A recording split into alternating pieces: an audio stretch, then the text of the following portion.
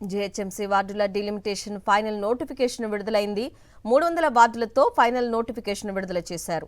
ఈ నెల 9న ప్రిలిమినరీ నోటిఫికేషన్ను విడుదల చేసిన అధికారులు 10 రోజుల పాటు అభ్యంతరాల స్వీకరణకు సమయం ఇచ్చారు. అభ్యంతరాలను పరిగణలోకి తీసుకుని ఫైనల్ నోటిఫికేషన్ విడుదల చేశారు. జీహెచ్ఎంసీలో 12 జోన్లు 60 సర్కిల్స్ను ప్రభుత్వం ఏర్పాటు చేసింది. జీహెచ్ఎంసీలో ఉన్న 6 జోన్లను 12 జోన్లుగా మార్చింది. 30 సర్కిల్స్ను 60కి పెంచుతూ ప్రభుత్వం నిర్ణయం తీసుకుంది. ఉప్పల్, కుత్బుల్లాపూర్, మల్కాజ్గిరి, శంషాబాద్, గోల్కొండ, రాజేంద్రనగర్ను కొత్త జోన్లుగా ఏర్పాటు చేశారు.